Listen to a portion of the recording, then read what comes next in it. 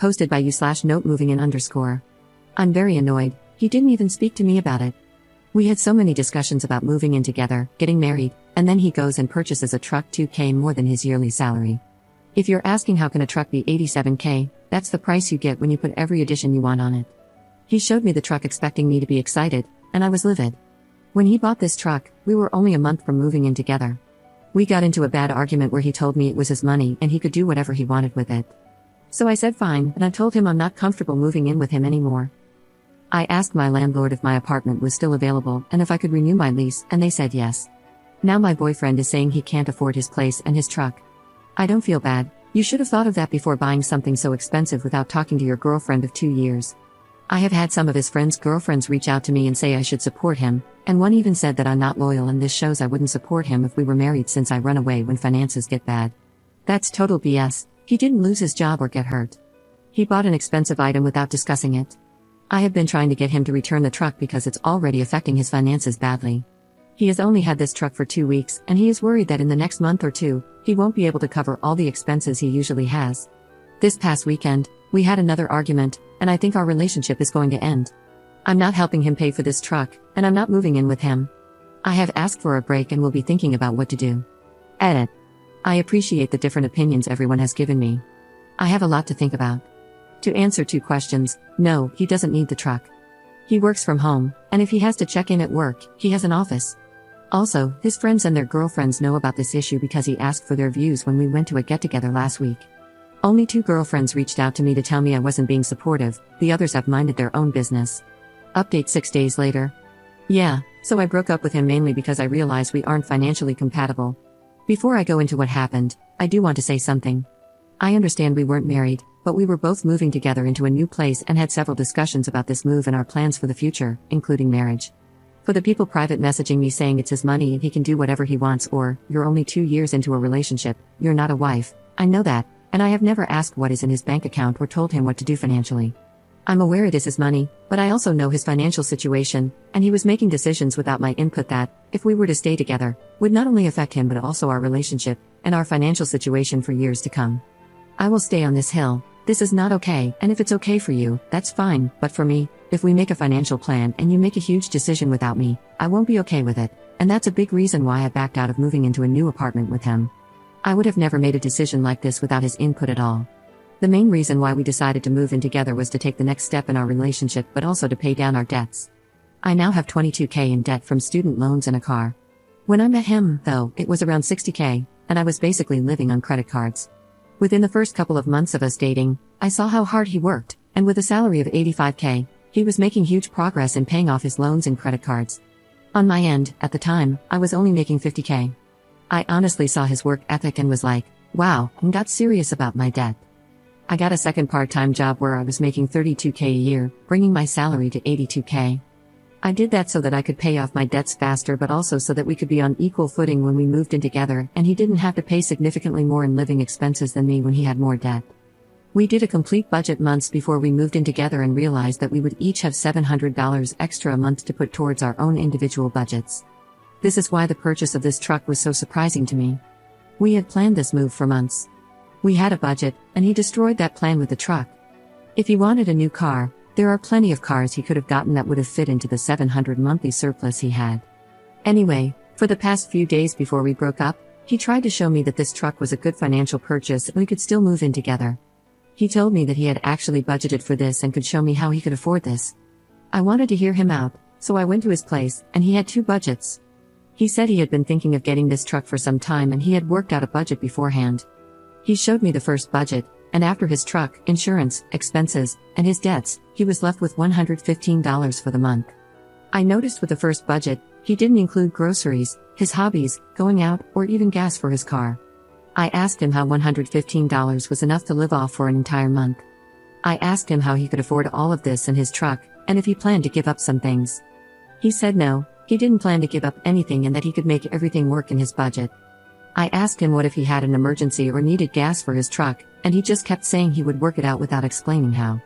After I saw the first budget, I asked to see the documents for the car, and that's how I found out the truck price was $95K total after taxes, registration, and fees. He traded in his reliable 2003 Toyota and all his savings to get a loan at 14% for 72 months. His monthly payment is now $1,966 and insurance is $573. He also still has significant student loans. I kept telling him $115 left over monthly wasn't enough. That's when he showed me his second budget, which had a combined higher monthly income. I asked him if he was getting a second job, and he said due to his job relying on him to be on call, he couldn't. I asked where the income was coming from, and this man said, "Well, you're getting a raise soon." I froze because I had mentioned this raise once months ago. My first job is my career job, and I work in a field where when you hit certain milestones, you get a pay bump. In September, if my raise is approved, I will go from $50K to $80K, and with my second job, my total yearly income will be $112K. But getting the raise isn't a guarantee. You have to meet certain criteria, and if you don't, you have to wait 3 months before trying again. When he said that, I was quiet, and then I said, "So you planned a budget that included additional income that I wouldn't get for at least 6 months and income that I might not even get in September?" He said when I got my raise, the ratio of what he would pay would decrease, and he would have more disposable income. I asked him why it was okay for him to plan budgets with my income but yet I had no say in how he spent his. He couldn't answer that. I told him I had no issue with paying more bills if I got a raise, but the fact that he banked on that, didn't discuss it, and now expects me to be okay with this is ridiculous. I also said there's no way I wouldn't be paying more with the first budget because he wouldn't have been able to survive on $115. I told him he didn't communicate, and this is on him because he made huge financial plans without discussing anything. Finally, I told him I would never have done any of this without going to him first because I thought we were a team that was building something. I ended things the next day, and he has been trying to reach out, but I'm not interested. He has financially crippled himself with this truck. If with my income now, he could barely make it, he surely isn't making it on his own. I really hope that things work out for him and he is able to keep his truck and recover, but I'm not paying the consequences for such a massive financial mistake that's going to hugely affect him for years to come. If I were to stay, this financial decision affects me as well and would continue to affect both of us for years. Again, this is different from becoming ill or losing a job. He chose this and refuses to budge and fix it. I now realize we are not financially compatible, and that's okay, and I wish him the best. Second update 6 months 2 weeks later. Hi everyone, so I posted a few months ago about a situation I was dealing with regarding my ex and him buying a car without telling me. I really doubted myself when I first made the post because I had received such strong negative reactions from others about wanting to back out of the move. I appreciate the comments I got, not only on the post but through messages as well. It really helped solidify for me that the feelings I had about the situation shouldn't be ignored. So thank you, everyone, for responding because it saved me financially. Looking back at the situation now, months later, I can see that I was being set up to be financially abused. When I broke up with my ex, I thought we were financially incompatible and that, unfortunately, it took this large purchase for me to realize it. But I can see now that's not the case.